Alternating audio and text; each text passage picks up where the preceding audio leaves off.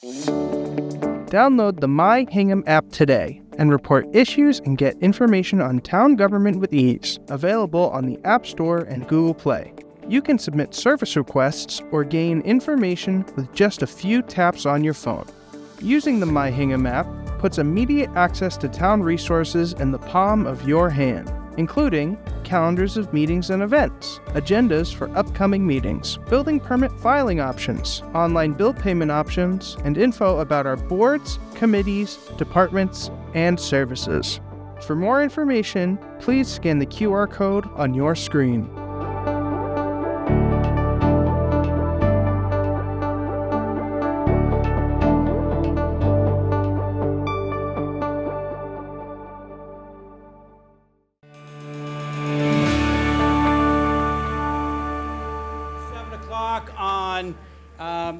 October 24th? 23rd. This meeting of the Hingham Select Board is called to order. Note for the record that in attendance tonight are Liz Klein, Julie Straley, myself, William Ramsey. I want to introduce Town Administrator Tom Mayo, for those of you that don't know Tom, and the Assistant Town Administrator, Art Robert. So I'll turn it over to Julie and come back in a second.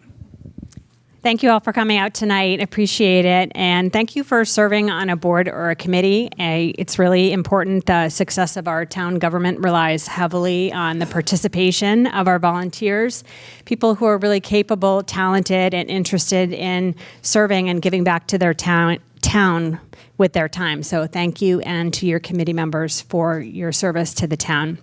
The goal of this meeting is to improve communication and information sharing among all of our town committees, both elected and appointed, not checking up, but checking in with each other and sharing information.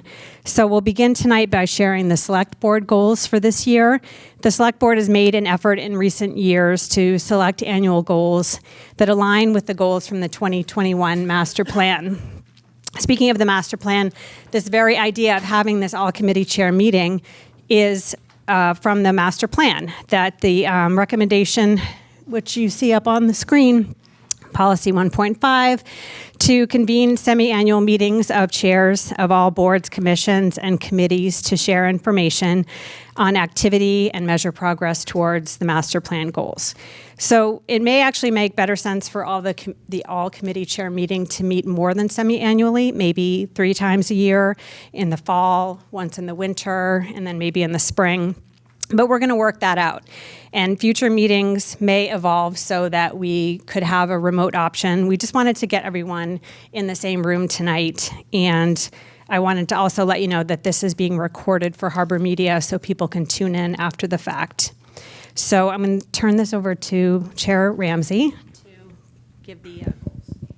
All right. So as Julie said, we met twice this summer to talk about our goals as a select board, and we kind of break our goals up into different categories, and then we fill in information under the categories.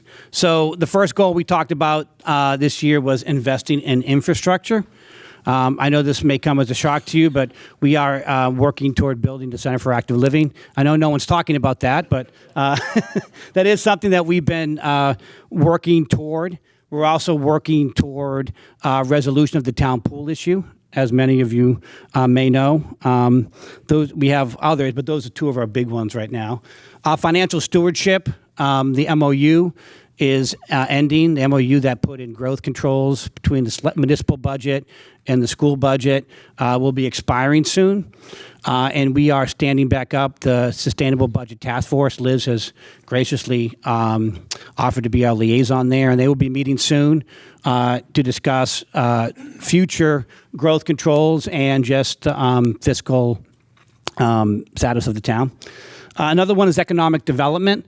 So, we are committing to try to find ways to raise revenue that do not include property tax increases. And one of the areas we're looking at this year is the possible sale of town buildings. And we have a number of town buildings in our infrastructure. Many of them we are not using. So we're looking to possibly put warrant articles together this spring that would allow us to sell those buildings and create additional revenue sources. in terms of building the team that addresses personnel, a big focus right now is to find an assistant town administrator for finance, as well as other spots of people that retired in the last year or two. And then enhancing communications. We are trying different ways to try to better communicate with our residents. We're trying to use different technology. The My Hingham app is one way we're doing it, and just trying to be more, create more awareness about our meetings and points of discussion. So as you all know, having known me for a while, I love to take credit for great ideas, but I can't do that tonight. Tonight's meeting was Julie's idea, so I'm going to turn it over to Julie to let her moderate the discussion. But thank you all for being here. Well, it was the master plan's idea, actually, but I just decided that I was going to take this on and make it happen. So thank you for coming tonight. I just wanted to touch on a bit of housekeeping. We're going to go around the room, and if you could please state your name and the committee name, the committee that you're representing tonight. So in 2 minutes or less, please share what your committee is working on, its current goals. If you plan to have a warrant article for next spring's 2026 annual town meeting, that would be good to know. And if any of your plans are currently steered yet or ongoing by following the town's 2021 master plan. If a question or an issue comes up, we can get back to you offline. We have Art here taking minutes, but notes, so that if something comes up, then we can do some research and get back to people. We don't have time for a group discussion on any specific topics. And the town clerk is here. Hi, Carol. I don't know where she is. Carol asks that committees, if you could please remember to be diligent in taking meeting minutes, approving those draft minutes at the next meeting, and then getting those minutes posted to the town's website per the open meeting law requirement. So with that, Tom Carey is going to kick off because he has actually another meeting to head to at the library Board of Trustees. And then we're going to go to Aileen Calnan next because, Aileen, I know that you have an airport pickup. So. As we go around the room, if you could state your name and the committee you're representing, so everybody knows who everybody else is. And as Julie noted, we do have a lot of people here tonight, so please be cognizant of time. Please don't jump into a 10-minute discussion. Were you looking at me, Bill? I'll look at you. I'm Tom Carey. I chair the Senior Center Building Committee, or Council on Active Living Building Committee, if I can ever get my tongue around that. The connection with the strategic plan, the long-term plan, in the section on Hingham's community vision, it stated that in 2035, Hingham will be a place that, among other things, promotes the safety and well-being of older adults and supports aging in community by providing high-quality amenities and services and encouraging housing that meets the needs of seniors. The work we're doing also happens to be consistent with 2 previous strategic plans of the Council on Aging, an executive order issued by Governor Healy in the spring, and a statewide plan, Reimagine Aging 2030, the Massachusetts plan, discussing extensively everything that the state is doing to provide services to this component of our public.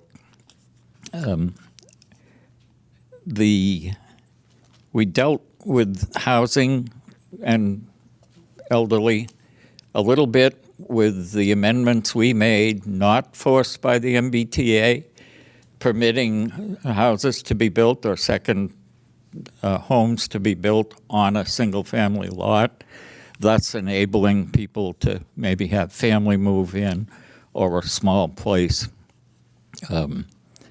It's a statewide problem. It's been a problem in Hingham for a number of years. We've known it a long time. We knew back in 2013 when UMass did a study for us that the senior center was too small. And people were telling me the senior center was too small 2 years after we opened it, and I couldn't disagree with them.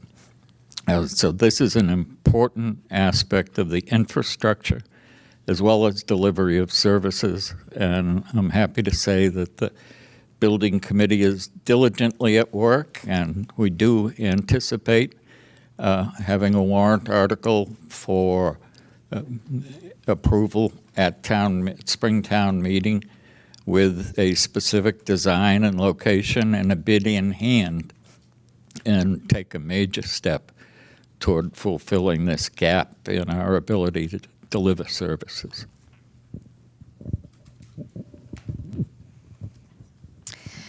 My name's Aileen Calnian, and I'm the chair of the Hingham Public Library Board of Trustees.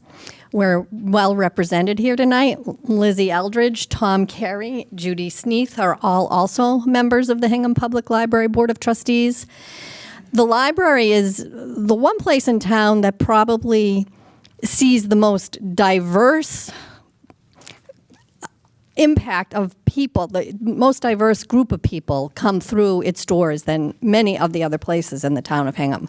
It's clearly a very important part of the community. A lot of people don't even know the Board of Trustees exists, but we do. And we actually fund all of the programming that takes place at the library. And we also contribute to a portion of the purchase of books and materials each year. The town actually pays all of the employees and staff salaries and also contributes to books and materials. This year, the Library Board of Trustees has 3 big things going on. One, it is our year to do a new 5-year strategic plan. We have to file that every 5 years with the Massachusetts Board of Library Commissioners. So we will be sending out surveys to the public, we'll be having open forums, we'll be gathering statistical data, and we will be generating our 5-year strategic plan this year. We also have an operations committee that will be meeting with the director of the library, trying to come up with a proposal, a bid on replacing our HVAC chillers. We were lucky to limp through this summer with them. If the library lost air conditioning for a summer, that would obviously have a huge impact on the community. So we will likely be looking for municipal funding probably within the next year to replace our HVAC chillers. We also have a development committee, which is constantly doing fundraising. This year, we are not going to be running a fundraiser per se, but we are going to be spending more time trying to come up with how we move forward to do fundraising, because the Library Board of Trustees has its own very small budget. And as I said, we pay for all programming, and it's all paid for by donations. There is an annual appeal that goes out by letter to everybody's mailbox. You'll be seeing that probably in your mailbox in the month of November. And I'd ask you to consider donating to the library, because obviously it's a core of the town of Hingham. Thank you. I'm Vicki Donlin, the chair of the Recreation Commission. The Recreation Commission, I don't know that anybody in the room doesn't know what we do, but we have programs for all residents, children, adults. Most importantly, the summer camp, which runs 10 weeks in the summer, and this past year we had over 4,200 slots filled, so it is a very busy program. We also manage the fields and courts and do all maintenance throughout the town, which was something that came out of our fields and court study in 2020, and it has brought efficiency to the management of the fields, and hopefully you've all noticed better fields. This year, we're working on CPC funding for what's known as the Plymouth River basketball court. It's right in front of Plymouth River. However, it is not a school-owned property. It actually is a property that's owned by the recreation town. And so this is can go into CPC, and we're working on that. And hopefully everybody has been behind Town Hall in the last several months to see the new playground that opened July 3rd, which was a huge project that was very successful, and we're very proud of everything behind Town Hall has been redone in the last couple of years, and we're very proud of what has happened. Most importantly, a state grant that Art was very helpful in getting for us for an accessible pathway for those of you who like to walk. It's almost a half a mile, and it takes you around all of the back of Town Hall, and it's really been a great asset, and we're getting a lot of feedback on that. So thank you. Ray O'Neill, Bear Cove Park Committee. We have two goals. One is to reestablish power to the dock house and get potable water in the park. That's going to be hard to follow because I have a script. Bridget Ryan, I am with the Hingham Affordable Housing Trust.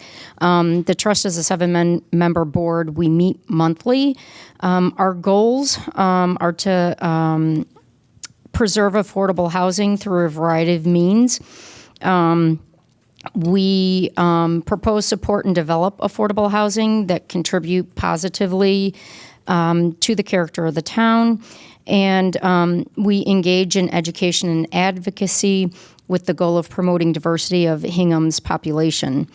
Our work over the last 5 years has enabled it to convey 8 affordable homes.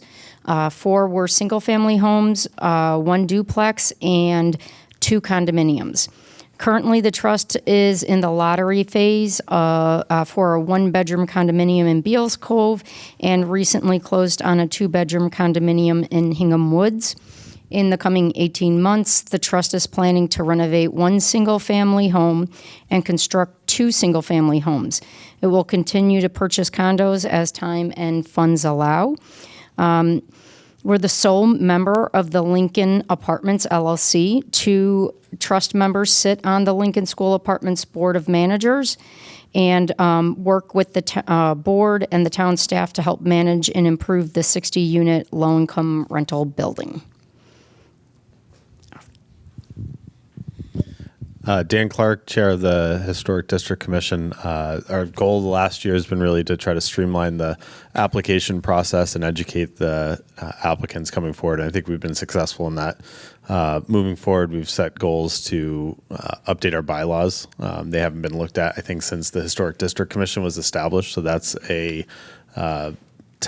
warrant article that we're looking to bring this year, make some minor adjustments to that. And then our application processes, we're looking to break them out to make them easier to understand, easier to navigate for the town, for applicants in the town. And then the last big goal that we have is better outreach and communication with the Historic Commission. I don't know if a lot of people understand what the differences are between the commissions and then also the society. Yep, I see one head over there, has no idea.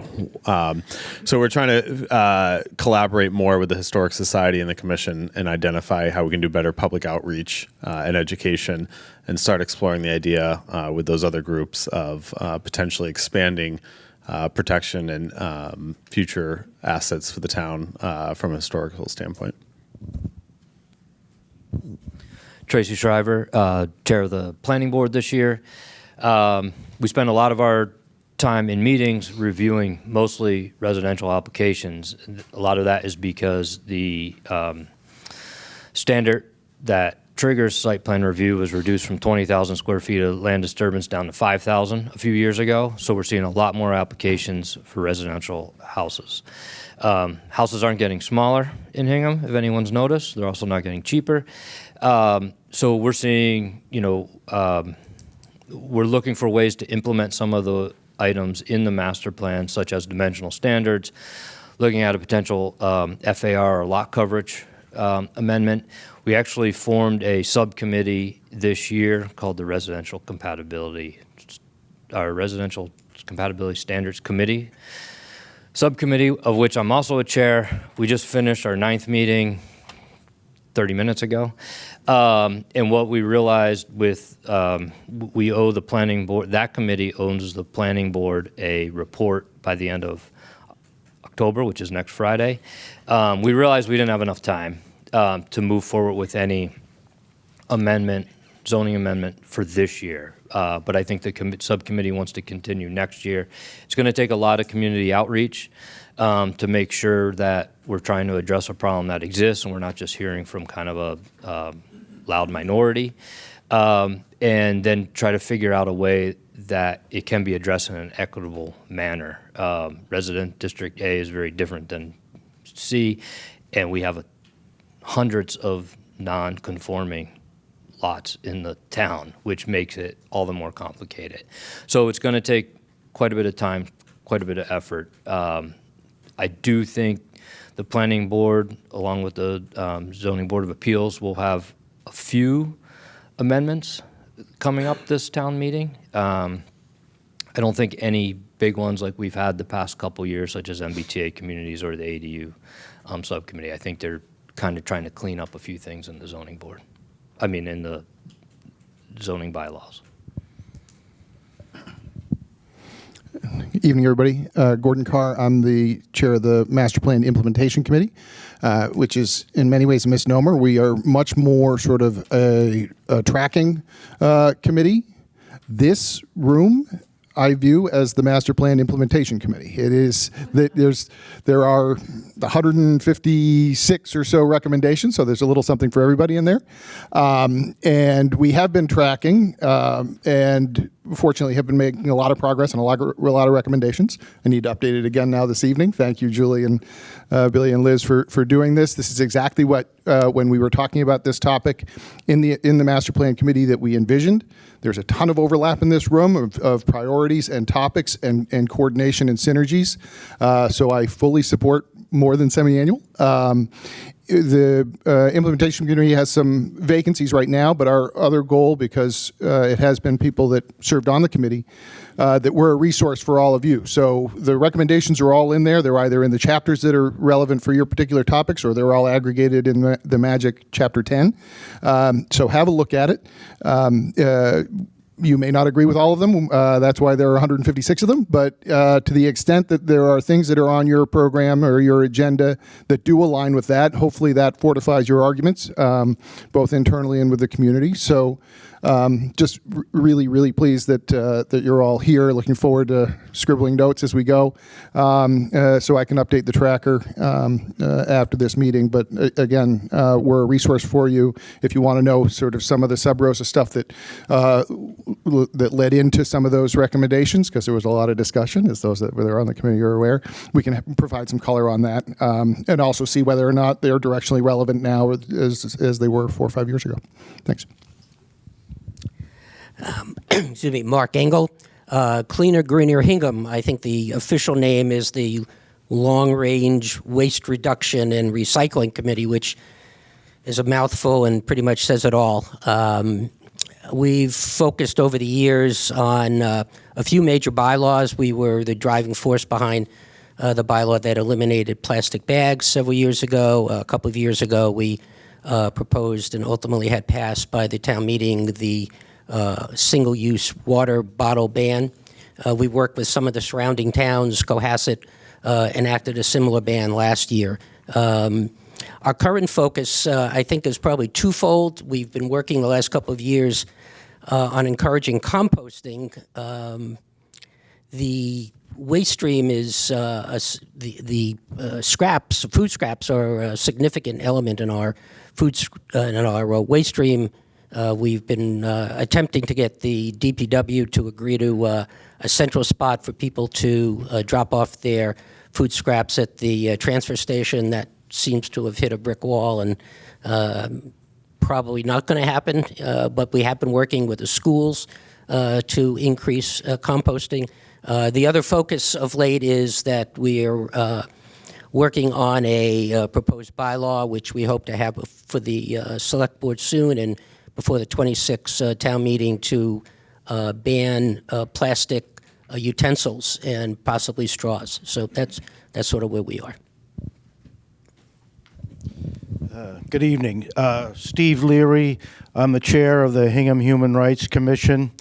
We're probably the newest commission here in town. We're only 3 years old.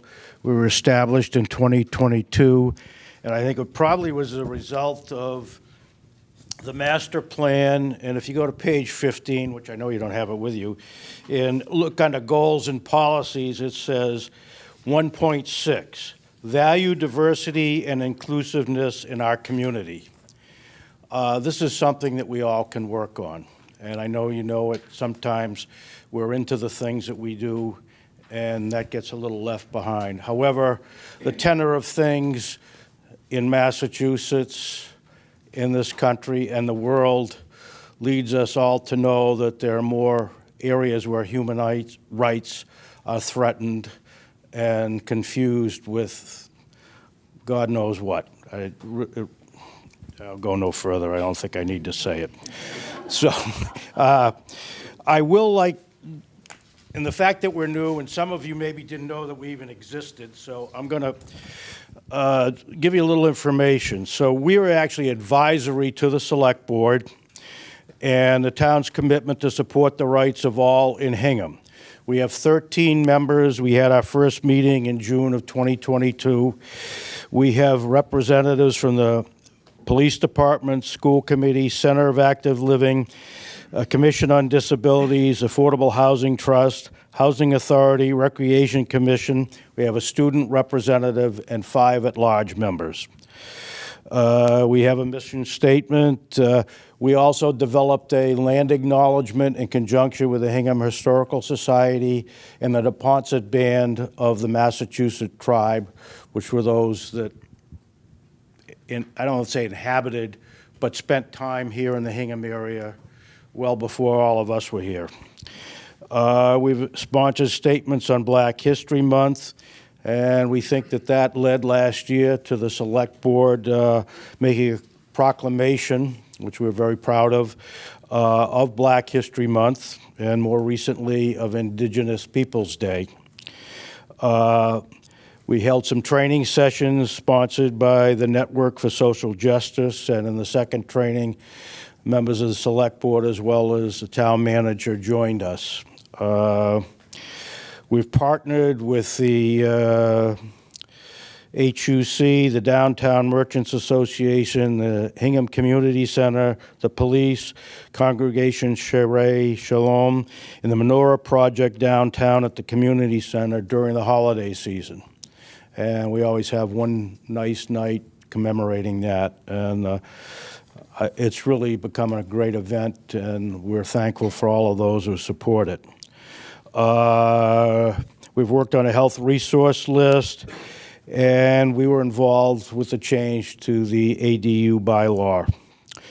This past June, I'd like to point out that we had a meeting regarding immigration and Know Your Rights. We outlined the needs to the Select Board and to the town manager, and on our regularly scheduled June 9th meeting, we had present with us Chief of Police Jones, who gave a short talk on what they view their responsibilities are as regards immigration enforcement that might be seen in Hingham or in the surrounding area. We had an immigration attorney, and we also had an attorney talk about Know Your Rights. We had 110 people attend, not all in present, but probably a little about 50, 60 split online and present.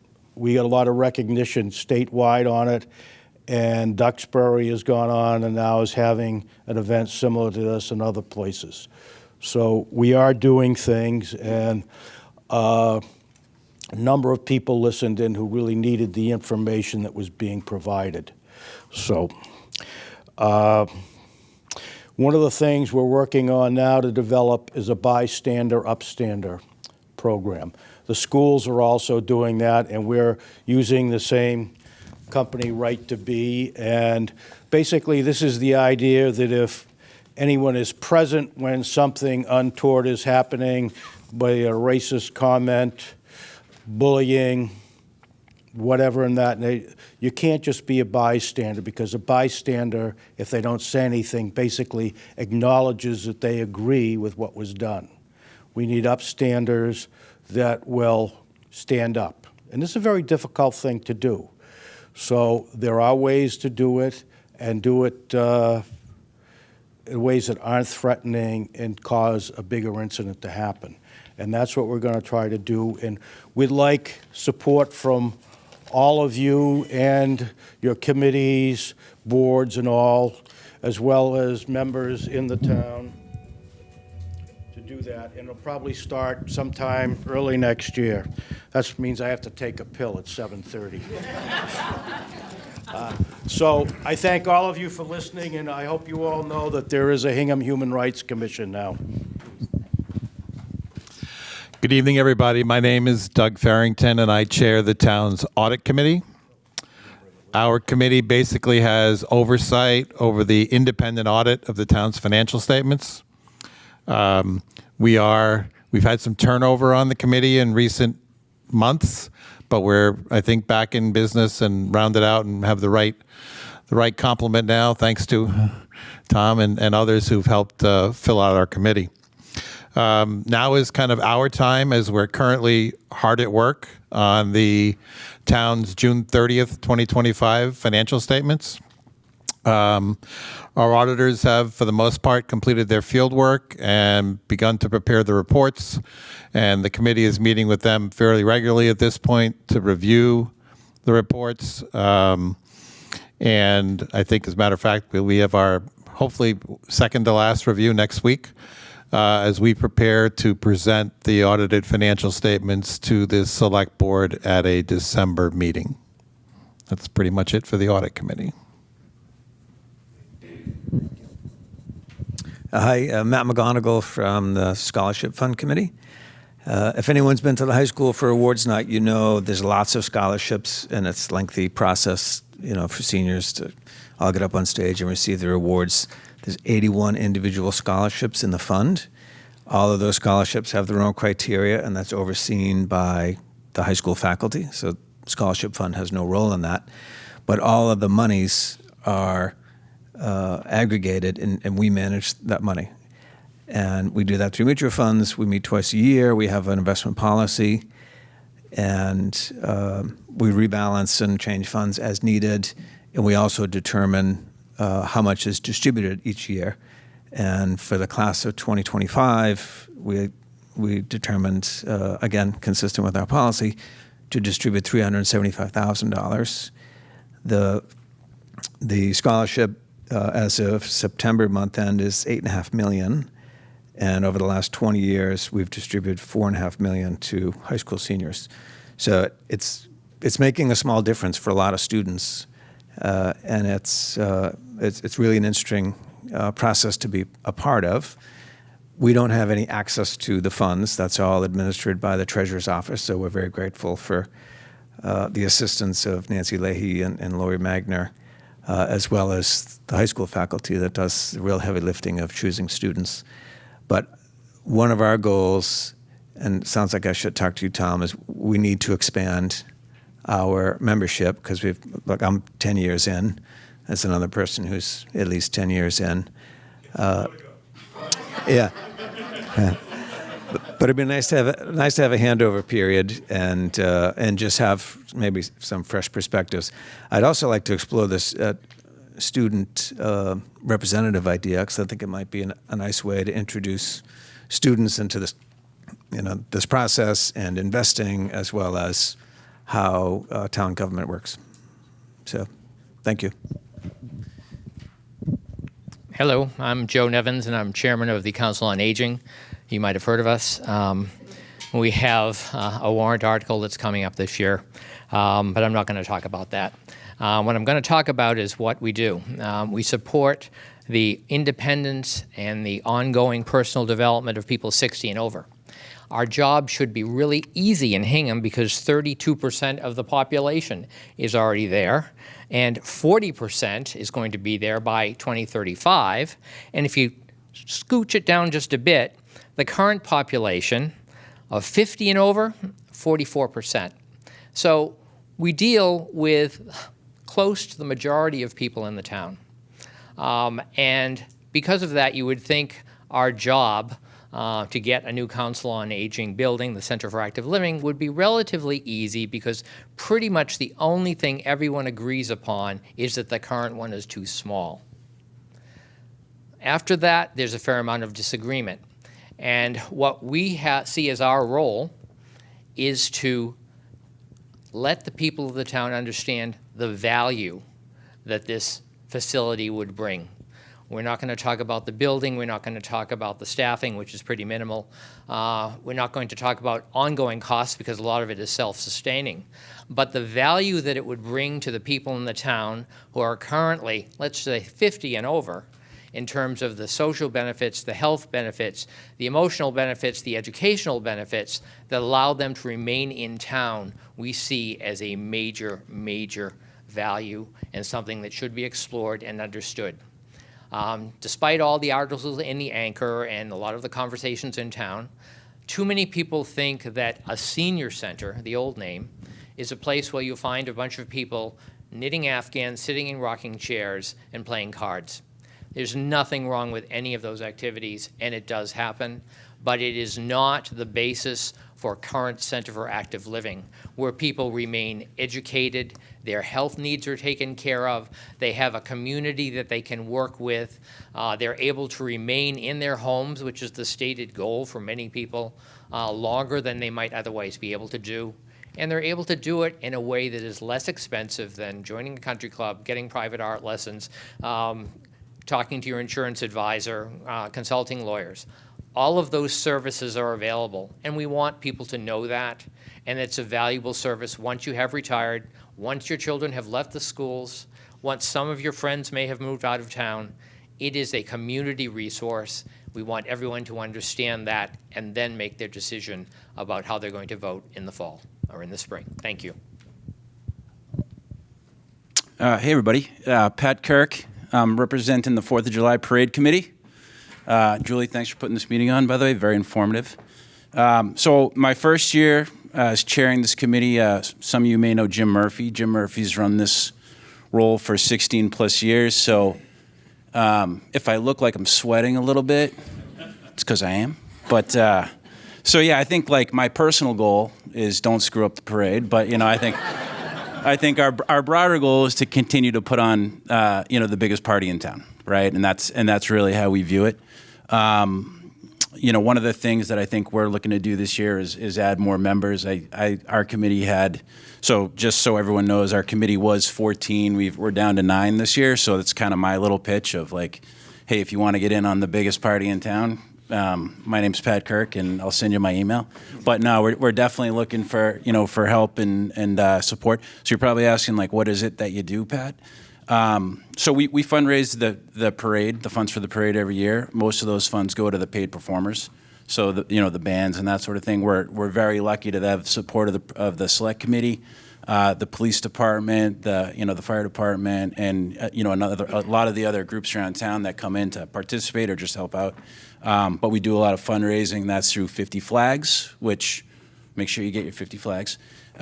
We do that through the buttons, the parade buttons, and then we do that through corporate sponsorship. So that's a lot of our activity. But yeah, so I think that's basically our 2 goals for this year.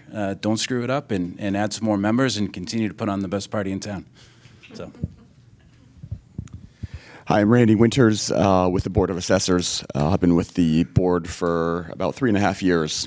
So I guess in the spirit of information sharing, I wanted to pose a quick question to everybody and see if anyone is aware of this information. But the first question I said, what is the total value, assessed value of the real estate in our town? No answers over there. No, just the total sum. Gross. I don't get to answer that. Yeah, no cheating. Anyone have a quick guess? $11 billion. That's a total of residential, commercial, and some of the other smaller property types that we have in town. $11 billion. That's about $9.5 billion of residential properties and about 700 million of commercial properties. Just information for you to have. I don't think a lot of people realize what kind of numbers we're dealing with in our town. Another quick question. What do you think the average single-family assessed value of a home in our town is? Yeah, 1.3 I heard over there. It's about 1.3, yeah. And these numbers are not going down. They're only going up, as some of these other committee chairs have noticed, or noted, I should say. Those are significant values. And, those values impact property taxes that people have to pay. And one of the biggest programs that we're working on is called the Senior Means Tested Exemption. It's a program that's catered towards people who are 65 and older, people who have been residents for a certain number of years, people who have a certain amount of income and assets, and have homes that are valued at certain values. So there's certain criteria that we're dealing with. And it's the biggest way that we're able to provide tax relief to members of our community. So this past year, we had, I'll say what we're dealing with, the number of applications that we are dealing with at the moment. We have 87 applications. And right now we're in the review process, and we've reviewed about 70 of those. But the prior year, we had just under 100 applications. 90 of those were approved, to the tune of about $173,000 of tax relief to members of our community. So that's one of our biggest agenda items that we're working on. We're trying to extend, we're trying to generate as much interest and applications that we can in the program. Obviously, there's certain limitations with the criteria that are in place because some of those criteria items, they do change each year. So some people are sort of falling in and out of being eligible, but it's a program that we want everyone to be aware of because we want to try to provide as much relief as we can. And to some other members' points, we want the members of our community to be able to remain in their homes as long as they possibly can. So the maximum amount of relief that each applicant can receive each year is about $2,700, which is a nice relief for them. And, something that is able to actually be kind of doubled up with some state programs as well. So, we're very proud of all that, and it's something that we're, again, continue to try to generate as much outreach and interest as possible in that program. Thanks. Hi, everyone. My name is Jim Taylor. I serve as chair of the Water Transition and Evaluation Committee. We are the longest temporary committee, I think, ever formed. So we were formed in 2019 during town meeting, along with the acquisition of the water company. We have served as the 5-member board that has overseen the transition from private ownership to public ownership of the water system. We've been dormant for about 1.5 years now since the transition itself was over, but we're being resurrected in the next month, where we will begin the process of evaluating the governance structure. Does it make sense to have the select board continue to serve as water commissioners, or is there another model that makes the most sense for the community? So look for us having meetings soon, and we'll be looking for a lot of community input. What complicates the process is not just the town of Hingham that's impacted, it's Hull and Cohasset as well. So it'll be an interesting process. We expect to have some sort of a resolution and some sort of report for 2027 town meeting. So we're going to take our time and make sure we do it right. The second thing I'm involved in is I serve, and it's not a committee per se, but I serve as president and board chair of the Hingham Historical Society. We touch many parts of Hingham, many of your committees, and a lot of the community. So I'm very thrilled to be a part of that as well. I'm Lizzie Eldridge. I'm from the chairman of the Board of Health. Our board consists of 3 people, Mark London, Rosemary Burns, and myself. And we oversee a lot of the activities that go on with the health department. But probably 90 to 95% of our time is spent either granting or denying variances to developers and homeowners regarding their septic systems.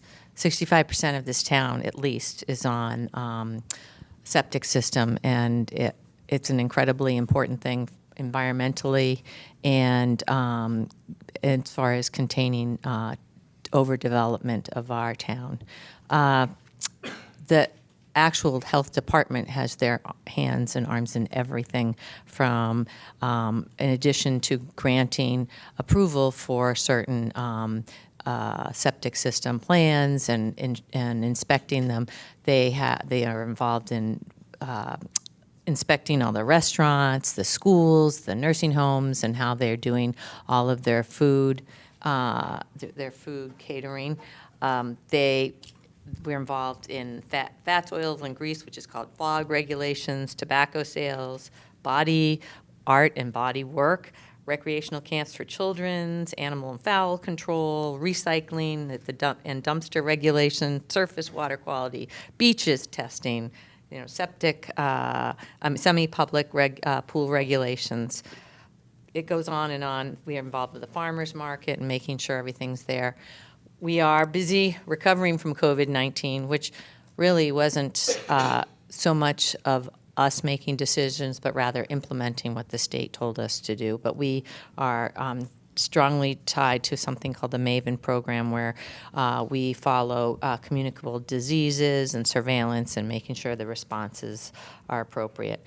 We have, in addition to food inspectors and septic inspectors, we have a social worker, we have a public health nurse, and there's a lot of overlay there. Now the town has their own social worker. We were the first to hire one, and so that's helped unload some of our responsibility. But the Department of Health just has got their hands on everything in this town. And we just kind of, as a board, oversee it. And as I said, we spend most of our time dealing with the septic variances. But I think for a long-term view of this town, one of the reasons I'm involved in it is because I really feel that septic systems and the safety of them are absolutely crucial in this town. Good evening, everyone. I'm Michael Reeve from Hingham Municipal Lighting Plant. I'm on a 3-board commissioner with Tyler Herald and Laura Burns. I'd like to start with just mentioning what our mission is at HMLP, and it's to provide reliable electric services to the town of Hingham while keeping rates reasonable. Compare what National Grid and Eversource may be charging these days. Service of high quality, I think everyone in the room probably is on board with that. And operations environmentally sustainable, including a commitment to 100% carbon-free energy. For more information, our website is bang up to date, has tons and tons of information that is constantly changing. We find that our minutes reflect the new policies and goals of the lighting plant. Our goals for 2025,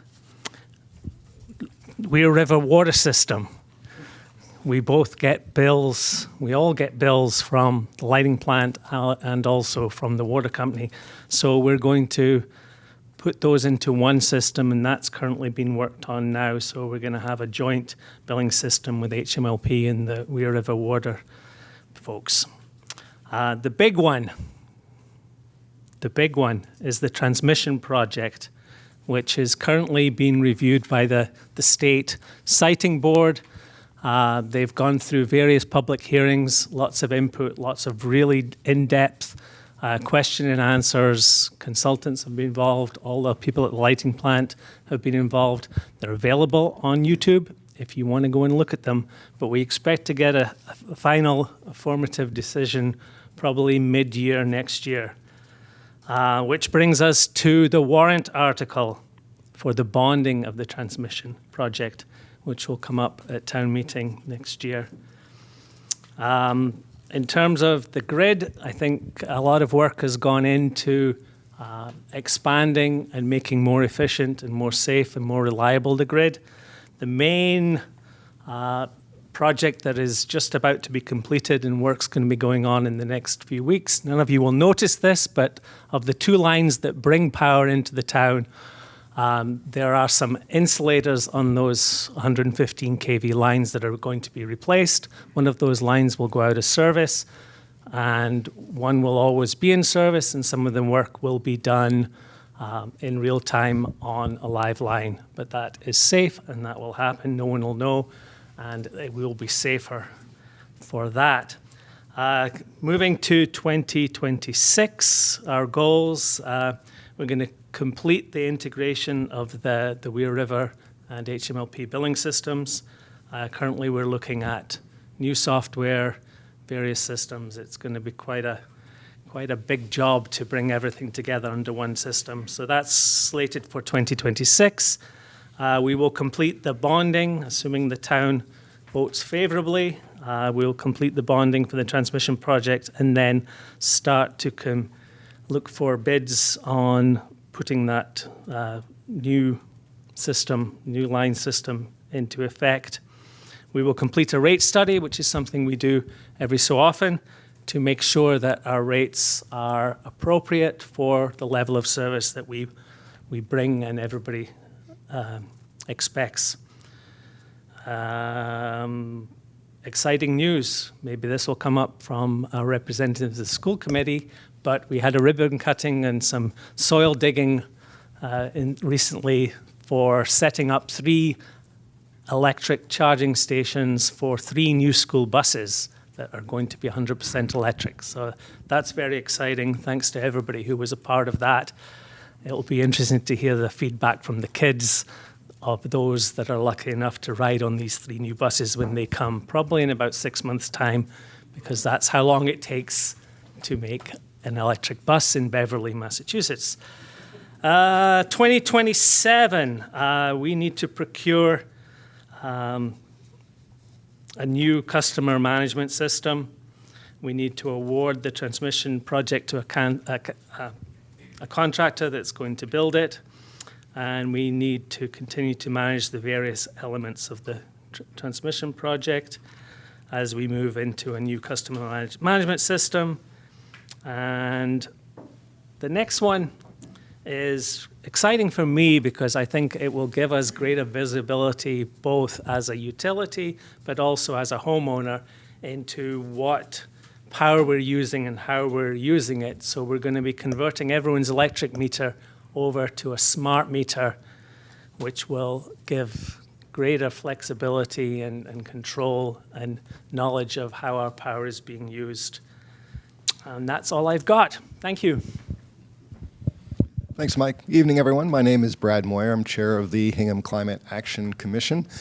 We were constituted in January of 2024 and succeeded the Climate Action Planning Committee, which developed the Climate Action Plan, which was adopted in July 2023. So our purpose and mission is pretty straightforward. It's simply to ensure the implementation and oversight of that Climate Action Plan, which sets forth the goal of achieving net zero carbon emissions by 2040. There are about 12 members. We have multiple representation from the people in this room. So in addition to several citizen volunteers, we have representatives from Cleaner, Greener Hingham, the Energy Action Committee, the Planning Board, Conservation Commission, HDIC, Development Industrial Commission, HMLP, and the School Committee. So our goals for 2026 is to make continued progress on what is called the Climate Leaders Program in Massachusetts. We meet 4 of the 6 criteria. The Specialized Energy Code that the town approved in town meeting in April of this year was one of the major hurdles to overcome.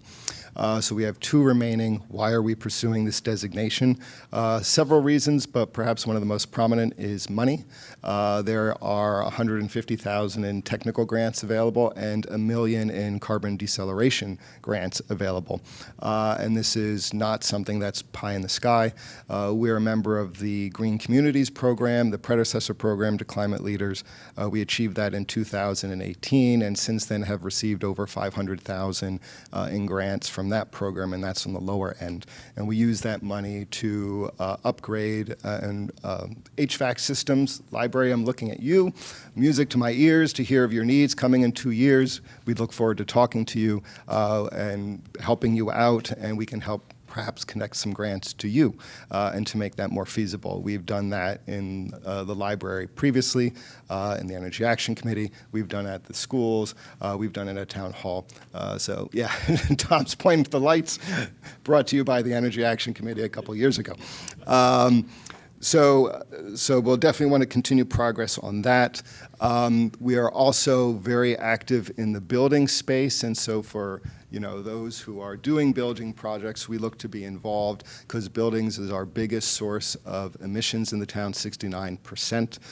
So we're always very focused on what we can do to improve that. And again, our first focus on and how can we do it cost effectively. So we're always focused on that.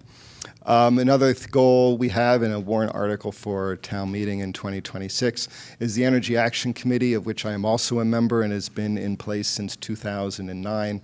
Actually, actually 2008, sorry. There's too much overlap now with the Climate Action Commission, and let's not have more bureaucracy for the sake of bureaucracy, so the EAC is going to look to disband and fold its work into the Climate Action Commission, and that will be a warrant article. Last thing is doing a carbon inventory refresh. The Climate Action Plan used 2021 data because that was the earliest available, so it's time to refresh that, see how we're doing on progress, and help us to identify where we need to target to work towards our goal, and that'll be a pretty sizable undertaking. Thank you. All right. Oh, and just to plug, Patricia is also a member. She's the sustainability coordinator, and for those of you who are looking to do projects, save some money, understand how things work, she's your person. So I highly recommend you get to know Patricia. Thank you. Hi, everybody. I'm Michelle Ayer. I am the vice chair of the Hingham School Committee, and I am here tonight. Jen Benham couldn't make it tonight. She is our well-esteemed chair, so I'm happy to be here tonight. Thinking about the last 5 or 6 years in the Hingham Public Schools, they've been quite disruptive and a little bit tumultuous, but we are very grateful to have an incredibly capable, caring, and steady leadership in our new superintendent, Katie Roberts. She is a Hingham resident. She has done her career here as a teacher, a department director, and now a very capable superintendent. I think many of you saw her at town meeting where she spoke very well on a lot of the projects that we have. I don't want to steal Ray's thunder because he'll be coming up next, but the new Foster School opened this year, so thank you to everyone. That was a long process, but the school looks amazing, and the students and staff are just thrilled with the way the building has come out. In our more positive news, enrollment is increasing at our elementary schools after a couple of years of declining enrollments, and they're remaining steady at the middle school and the high school, so that is great news. We have welcomed a new director of student services this year, Dr. Christine Panarisi. She has been with us since July, and early results are she's doing a phenomenal job. She has a great vision for special education in our town. Parents are very happy with her compassion and her experience. So we're great to have her here. The school committee, along with the district, created a portrait of a learner, which is a requirement of the state to be an accredited school in Massachusetts, where you are coming up with what type of a learner is graduating from your schools. So that was completed last year, and we are in the first year of our second 3-year strategic plan.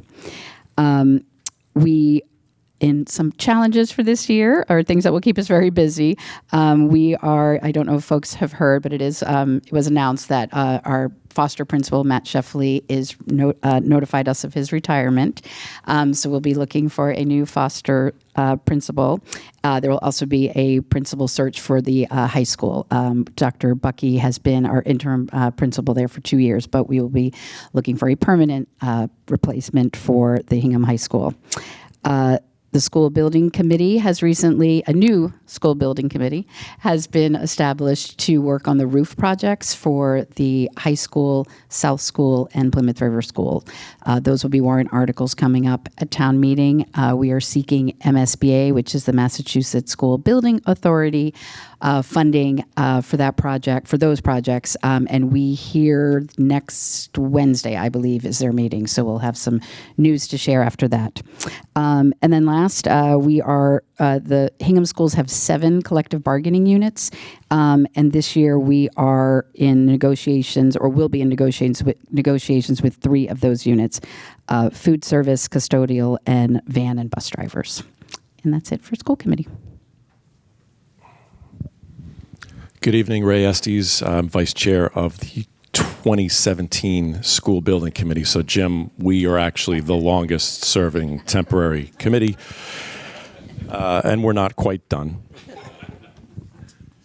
And Gordon, you can check off the goal about Foster. I think it's under the facilities section. Okay. All right, it's already blue. I got it. Great.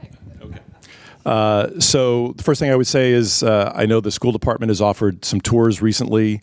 If you haven't had an opportunity to get over to see the new school and the property, it really is wonderful. It's not quite finished, but it's certainly safe to go and visit. And I can arrange a tour for you anytime you want. Just give me a shout. We are finishing up the last phase of site work. Just as a refresher, our committee was appointed in 2017. We began doing some geotechnical work initially. We did a new enrollment study. In 2019, the MSBA invited us into its core program, and we started working from there. Special town meeting 2022 appropriated the funds for this project for construction after prior town meetings had appropriated feasibility money. And the school opened for students on January 3rd of this year. We're 4 months behind schedule. So I know the motto in this town is on time and under budget. We will be under budget. We will be under budget, but we are a little bit late. We're doing the best we can. So we were hoping to get the kids in last September. We couldn't do that. They got in January, but things are plugging along. We're finishing up with the last bits of site work. The softball field, if you've driven by, the softball field is going to be in front facing Downer. That's underway right now. Irrigation is being installed. We're about to install a well to supply that irrigation. There's an ongoing punch list, which is smaller and smaller and smaller every day. Final paving, for those who live in Crow Point, final paving of Downer in front of the school is going to happen on November 1st, Saturday. So that will happen. So you can finally, all the projects that have gone on in that area over the last year and a half, 2 years, I think will be complete. We have not yet finished calculating all the credits for our LEED certification, but we believe we will achieve gold, which is higher than the silver we achieved for the middle school when that opened 13 years ago. So we're excited about that. And we are net zero carbon emission. There are no fossil fuels going into this property, no gas, no oil. It's all electric. The only fossil fuel really is diesel that's in a tank that serves the auxiliary generator, but that only runs when it has to. The building is all electric.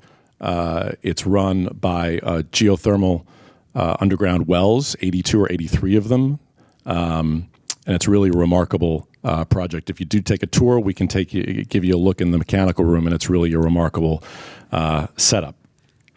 So we're very excited about that aspect. Also, this morning, the solar panels that we have installed on the roof are operational and generating electricity for the property. So we're excited about that. It's what's called behind the meter. So the school is going to use electricity, and that will defray the cost of what it needs to buy from HMLP. So we're excited about that. There also are EV chargers on the property in the parking lot.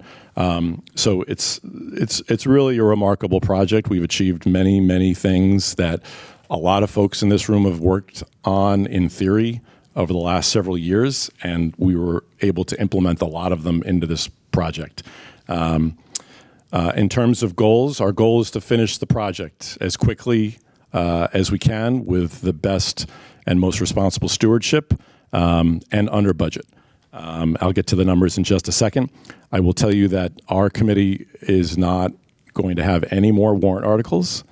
After we finish this, we are going to retire. The committee that Michelle mentioned is no relationship to ours. So we're very excited about all of the good news that has come along with this.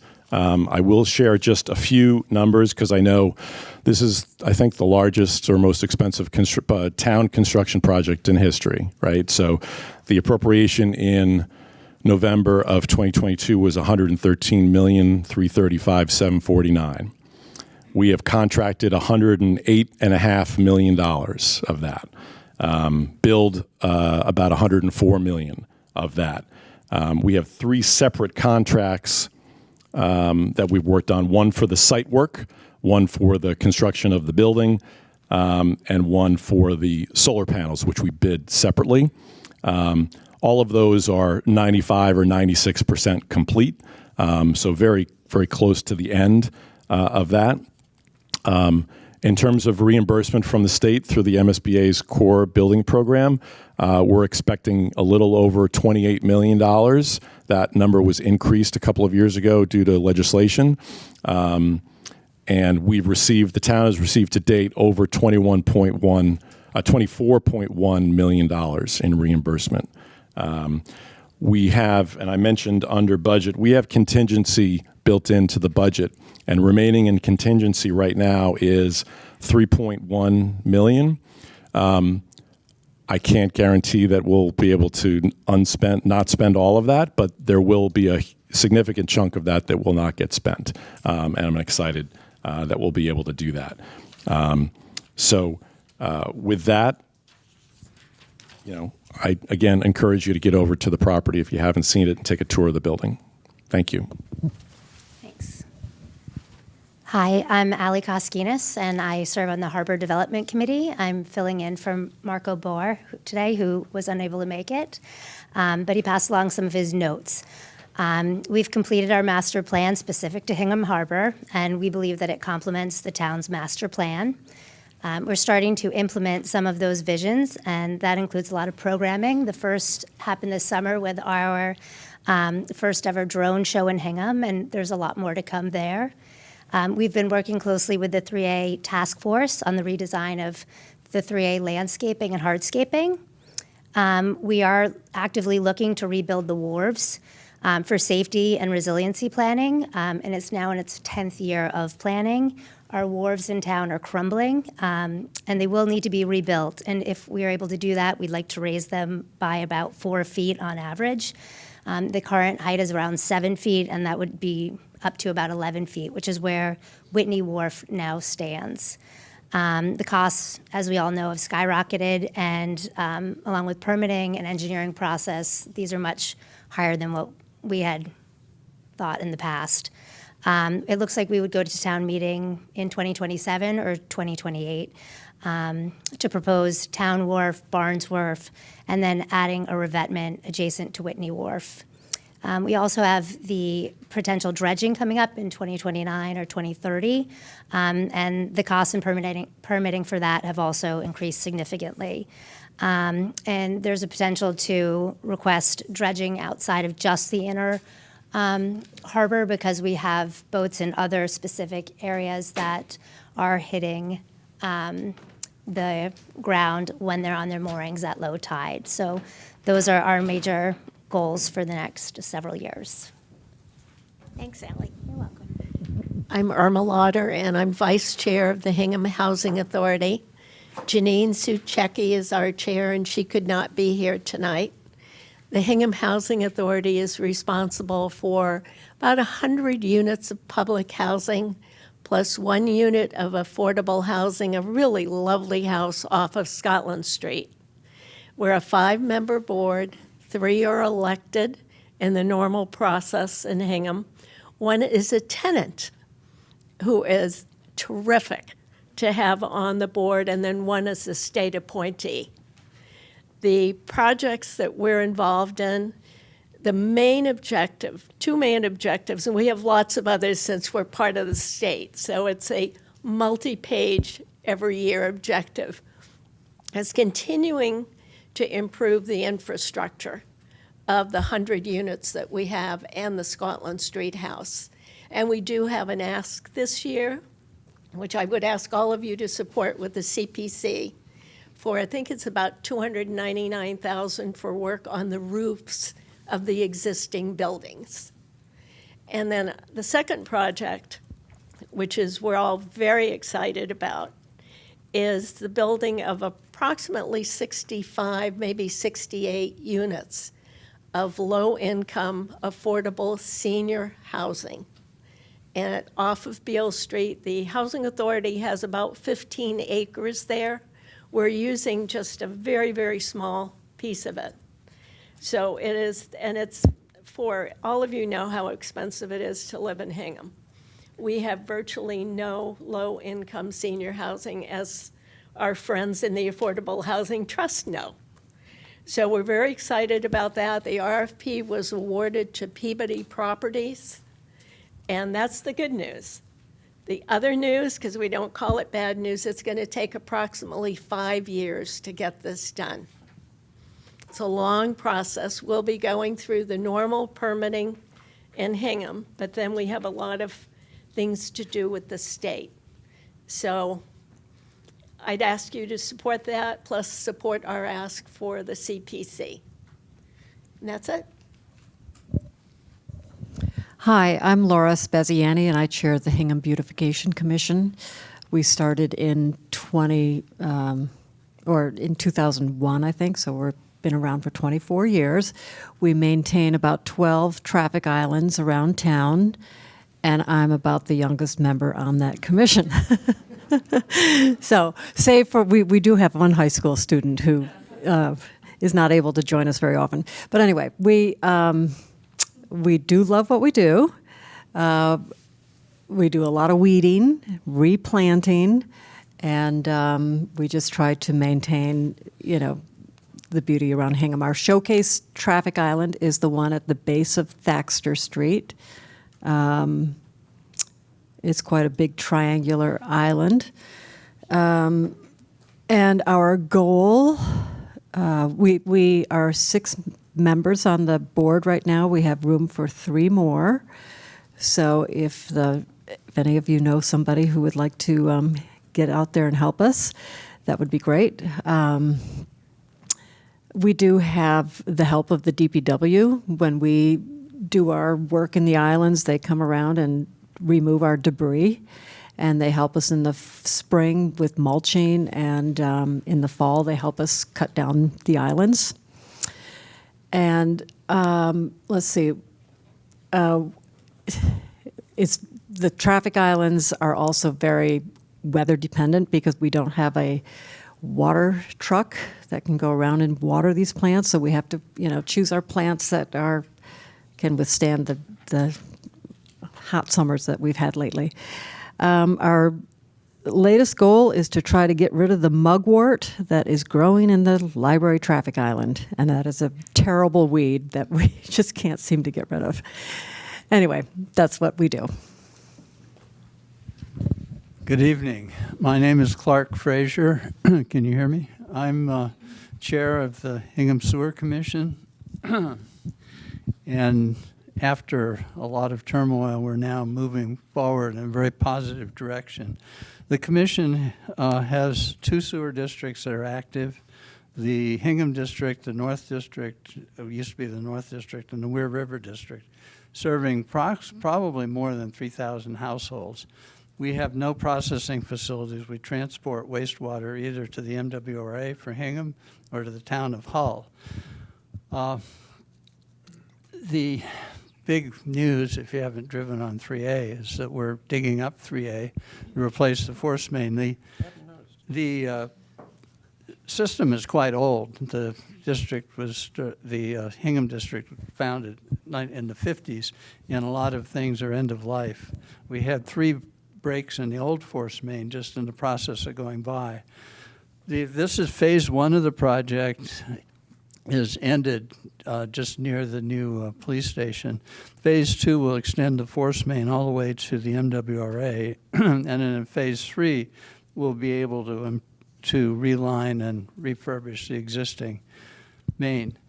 Now, the significant thing for the town was that we ended up with about $3.2 million of the ARPA money and federal money. We spent about half of it. We have to spend the rest of it by the end of 2026.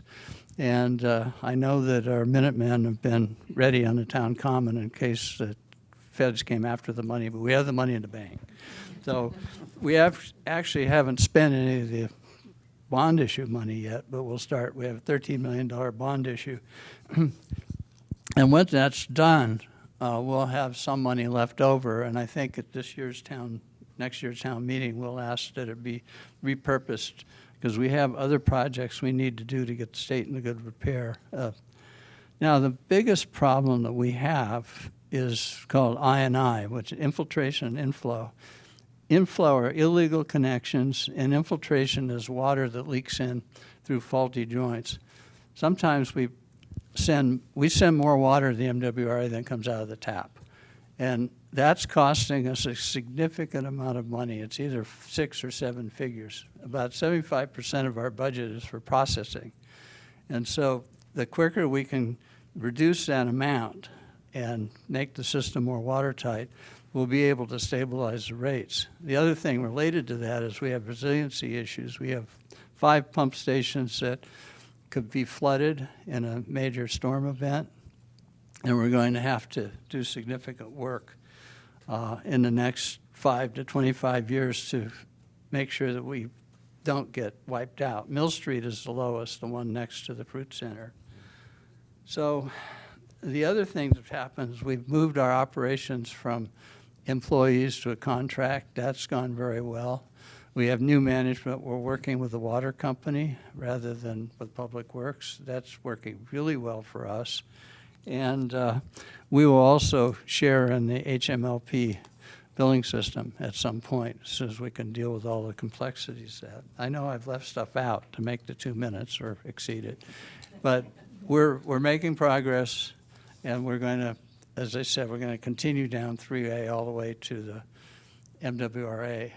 But we think that right now we're doing a favor. We are tunneling under Downer Avenue. We didn't have to do that. We could have dug across it, but we find it a little more expensive to go under it, but it'll end up with a better project, not only for us, but for people trying to get through that intersection.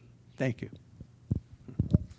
Hi, I'm Alan Peralta. I'm the chair of the Bathing Beach Trustees.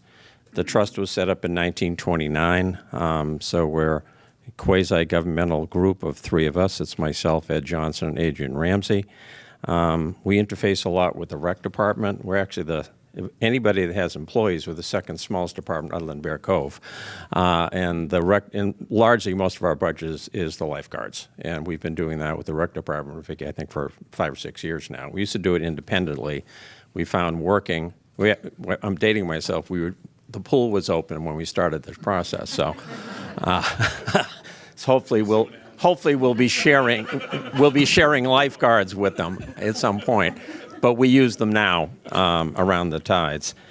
This is the 5th year that the snack stand was open, and so we have thank a lot of people in this room who helped in that process of getting that off the ground. We were also with the impetus. They used to be on Harbor Development, so we interface with them a lot. But we started a lot in that 2007 master plan. A lot of that stuff's been done. That was the snack stand. That was pedestrian paths. That was the Whitney Wharf Bridge. So we were involved with Harbor Development in the new plan, and then we do a lot of interfacing with the 3A committee, which I'm on as well, because of how our paths intersect with the improvements that'll be done as part of that project. So, small group, but we have a lot of interface with some of the other people that are here.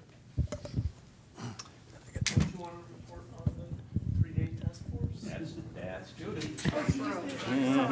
I'm not stepping on my chair's toes. Hi, I'm Stephanie Gertz. I'm the chair of the Commission on Disabilities. And I like to say that we're like the salt and sugar cookies. For those of you who bake, you put a tiny bit of salt in when you're starting the process. If you forget the salt and put it on at the end, you'll ruin your cookies. So think about accessibility at the beginning of your projects, not at the end. We're here to help. We've worked with a couple of different commissions already. Anytime, that's what we love to do. So if there's anything we can do, I love the playground. And I took my scooter around the path. It's a very long path. Even with the scooter, I feel like I'm walking exercise. It's wonderful. We've done a lot of work with the Historical Commission, too. So anything, obviously the Historical Commission can't add us at the beginning. But anything we can do to help with the planning in the beginning stages, we'd love that. And the other thing we try and do is, if you happen to look at our webpage on the town site, is we try and put a lot of helpful resources there. And we're always adding to that. So whenever there's anything, whether it's national, statewide, Hingham-wide, we try and put it on. And not that we'll ever have a water problem again. But one of the things we did when there was giving out of water, folks with disabilities couldn't get to the high school to get the water, and so we helped deliver the water to folks. So we're here to help, and we look forward to continuing that. Thank you. Awesome. Hey everyone, Craig Hutchison. I'm the chair of the Cultural Council. We are a small group of 6. We provide funding for a variety of programs that support the arts. We're actually funded by the Massachusetts Cultural Council. We get about 40 requests for funding a year. We fund about 20 of them. And there's some big hits in there. There's some repeat programs that come through. Ed the Wizard, Pop-Up Art, Classical Guitar Performance Series, which is a great one run at the library, if people haven't been to that. Understanding the demographics of the town, I understand why this one's a big one. The hip-hop chair dance for seniors at the Senior Center is one that we provide funding for as well.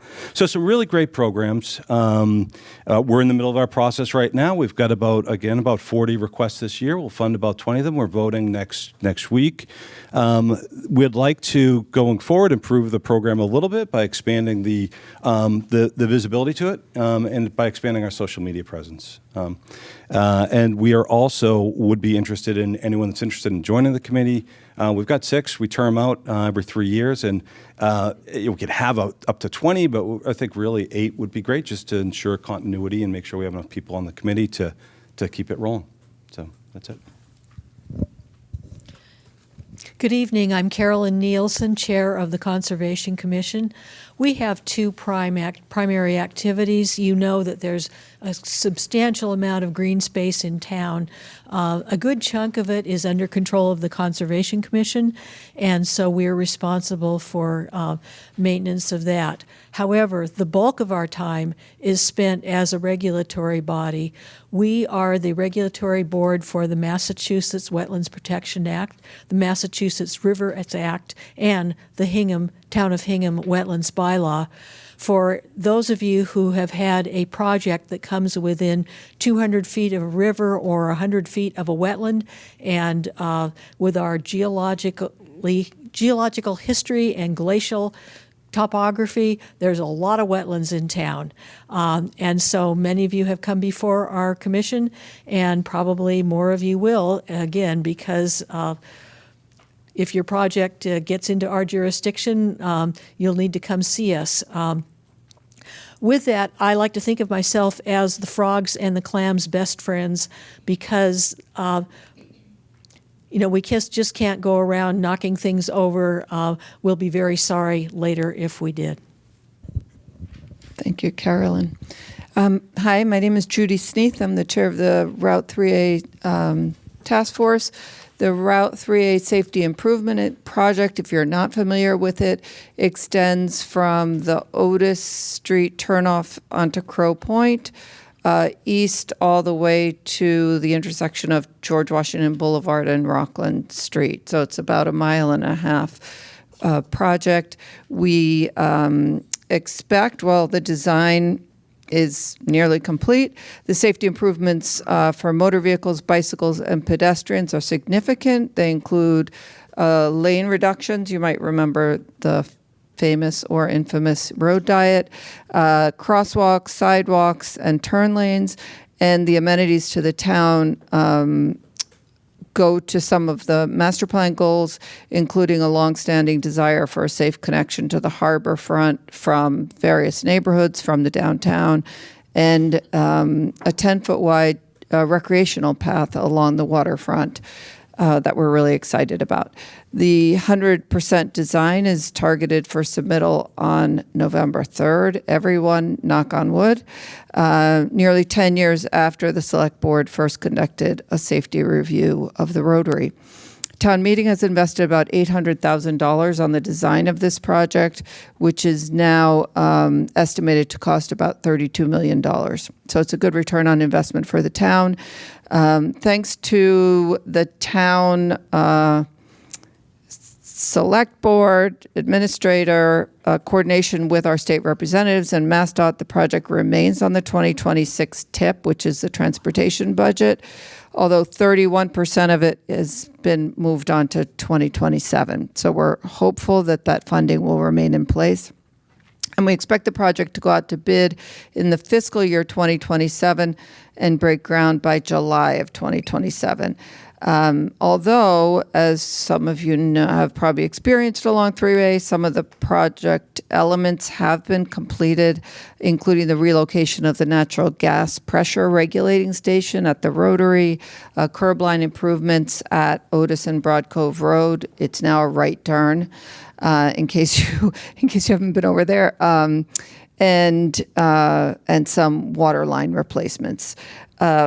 Since our town, our representatives got involved with MassDOT, and the project is now much more closely coordinated with our design engineers, we have gotten additional utility work required, and kudos to J.R. Fry, 2 rows in front of me, who has been instrumental in the close coordination with the engineers from all the utility companies, because they're all under 3A, probably between North Street and the Rotary, and MassDOT's requiring major relocation of those utilities. So that's what's going on, but the task force has basically been a steering committee for this project, providing input from the town and looking out for our best interests. Going forward, we are going to become a communications agent with the town boards and committees, including the Conservation Commission, with the residents and the users of the roadway, particularly during construction, which will be for about 2+ years. We hope to have the support of the town's public relations and communications capacity to make the disruption as pain-free as possible. Thanks, Judy. I'm Nancy McDonald, and I am chair of the CPC, which is the Community Preservation Committee. Our task is to implement Mass General Law, the Community Preservation Act, and we are in the enviable position of figuring out how to spend your money instead of asking for it at town meeting. So we get our funding from 1.5% surtax on the town's real estate taxes. So we're very happy to hear the big numbers over there earlier tonight.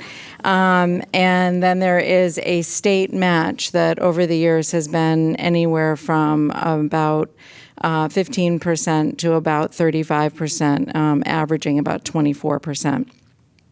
And there's 4 categories that we can opine about as to how to spend that money, and that is on historical preservation, either the acquisition of open space, the creation or preservation of community housing, and recreation. And over the years, Hingham has chosen to spend that money. About 50% of the money has been spent on the acquisition of open space. So that's clearly been a priority for the town.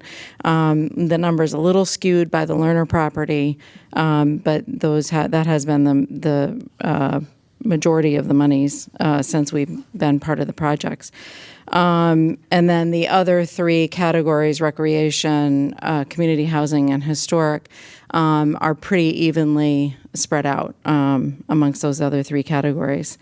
This year, we had 8 applications for CPC monies, and we ended up now, the 2 were withdrawn, so we now have accepted and are moving forward with final applications for 6 projects, and it's just north of $2.4 million in ask.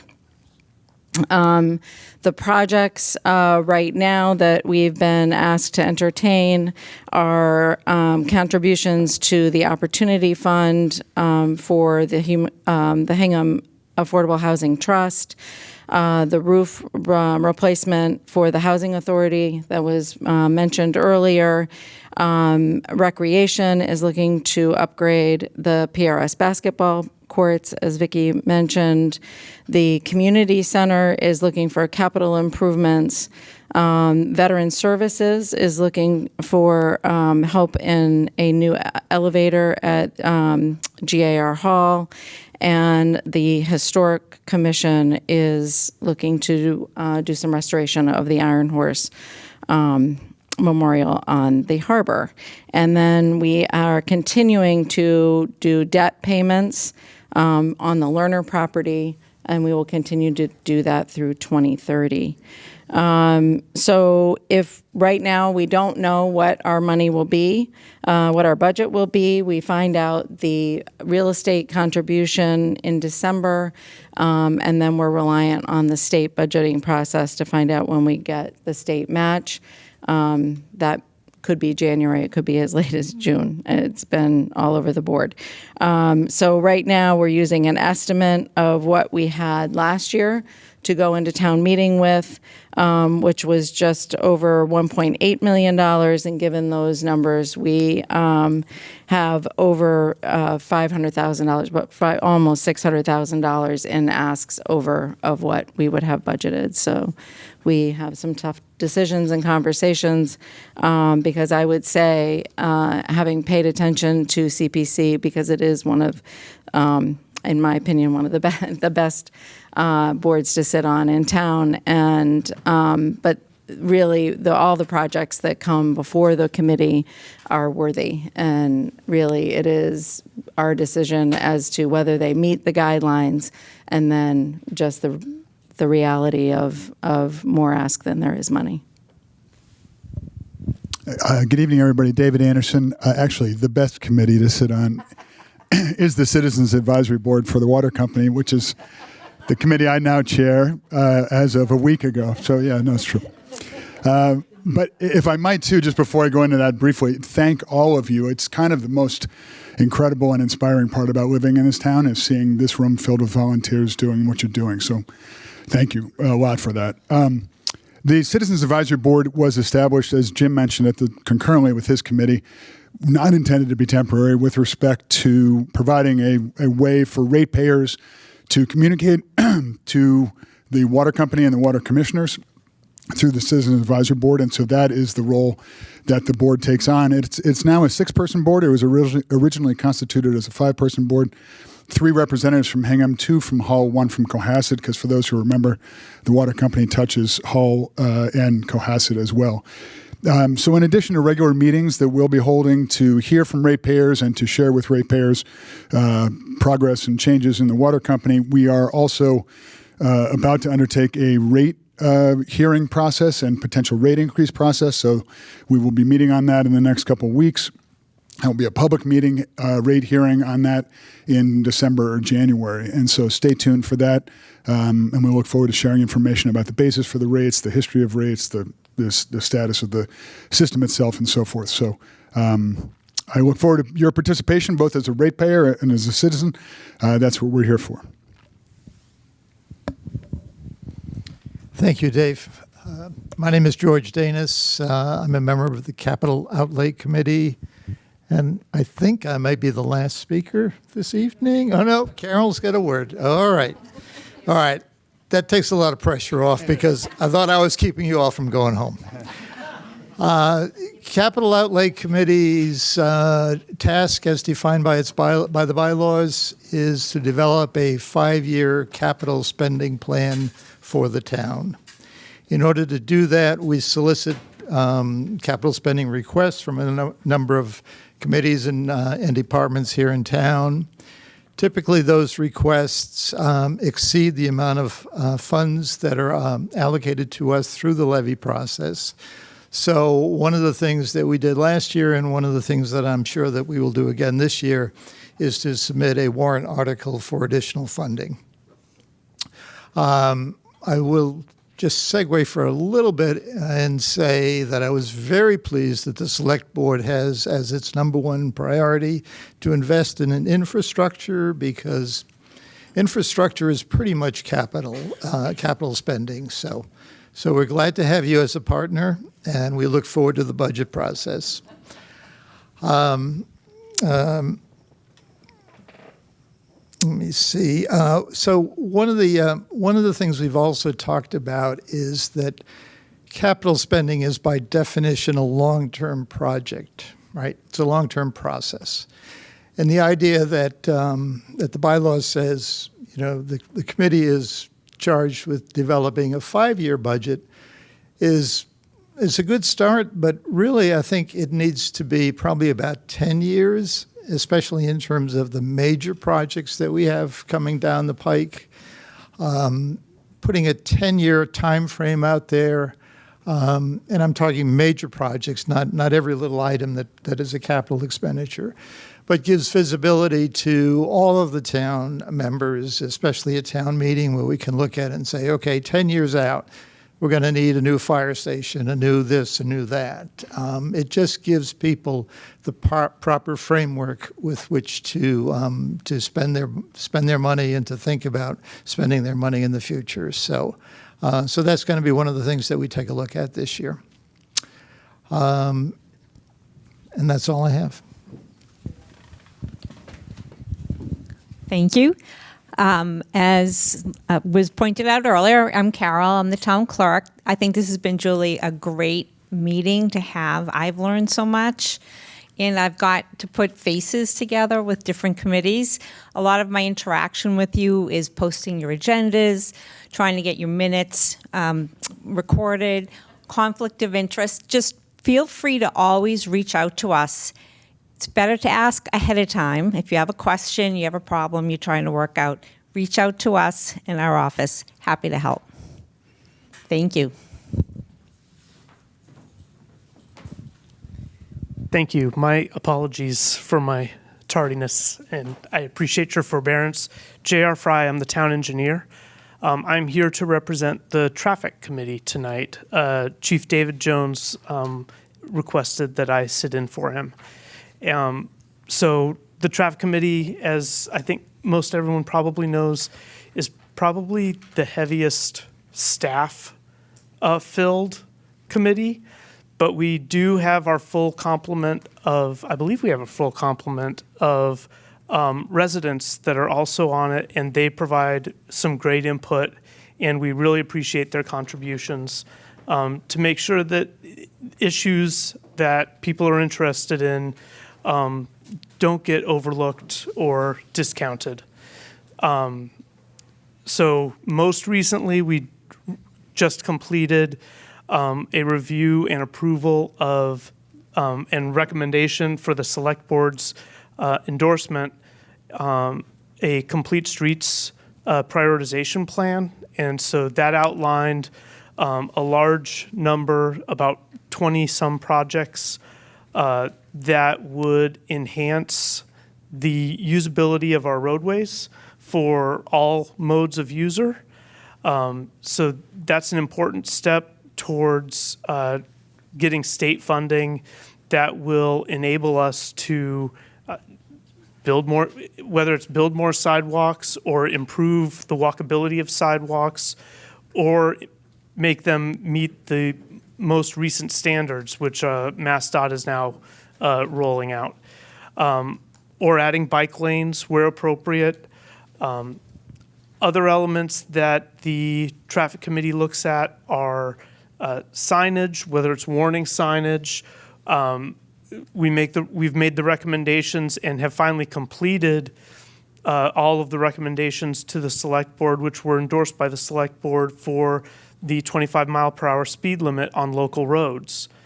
Beyond that, we will also be looking at and reviewing whether or not it's appropriate for Hingham to adopt 25 miles per hour town-wide. So that's something that we're going to look at the impact, the traffic committee will look at the impacts and whether that's appropriate, whether we would make that recommendation to the select board. So those are kind of the broad elements that are on our plate. We do routinely get requests for things like new crosswalks, or specific requests for improved traffic calming or enforcement. Obviously, Chief Jones being the chair and working closely with Sergeant Kilroy, our traffic sergeant. We're very involved, sometimes not always in committee, sometimes it's just Sergeant Kilroy and I trying to directly address people's requests where appropriate, but that's kind of where we're working. Hi, everybody. Tom Mayo, Town Administrator. I spoke with a few boards who weren't able to be here, and I just wanted to give everyone their feedback. The South Shore Country Club's Management Committee, they're working on demolishing the old pool. That's been closed for a little while. They're also working through their own master plan. They have their own site master plan at the country club. They're working through that. And, of course, working with their director, Kevin Whalen, on golf course and bowling alley operations. So that's what the country club management committee's been working on. The ZBA processes about 40 to 50 or so applications a year. And as Tracy said, they'll be working with the planning board to assess any potential zoning law needs and make their recommendations through the planning board. That's what the zoning board is doing. And then the Public Safety Facility Building Committee, I believe might be in their last meeting. Is it tonight? I think it's the last meeting tonight, or one of, anyway. They're just about done. They're making their last votes tonight on a couple of last-minute change orders. But otherwise, their work is wrapped up. And like Ray, they're just about done with their work, and they are happy to report that they're on time and on budget as well. So I think that's everything I had for those three committees. So, all right. You want anything? Liz, you want anything? Thank you. That's really helpful. Yeah, so just real quick in closing. Every committee has a select board liaison. So if you have a issue that needs to be addressed, we would ask that you work through your liaison. It's just easier for the process, and we do take a lot of time to divide up the committees and put a lot of effort into assisting the different committees out there. So work with the liaison. We're all accessible to you, obviously, but we would ask you work through your liaison first. Can I interrupt? Yep. Is there anyone here, raise your hand if you don't know who your select board liaison is? Okay. All right, we will do some outreach just to follow up with everybody. You want to switch? It's on the website, too. It's on the website. We can put that out to everybody. We'll ask Sharon to put it out so you all know. And lastly, I just want to just thank everybody for coming tonight. I thought this was a really good meeting. Thank you, Julie, for kind of driving it. And the three of us just want to thank you for all you do for our community. We are very, very cognizant of the fact that you put in so many hours, so many meetings, and all the work you do makes our community the great place to live in that it is. So thank you all for that. And with that, I take a motion to adjourn. Make a motion to adjourn. Second. All those in favor? Aye. I'm an aye as well. Thank you, everybody.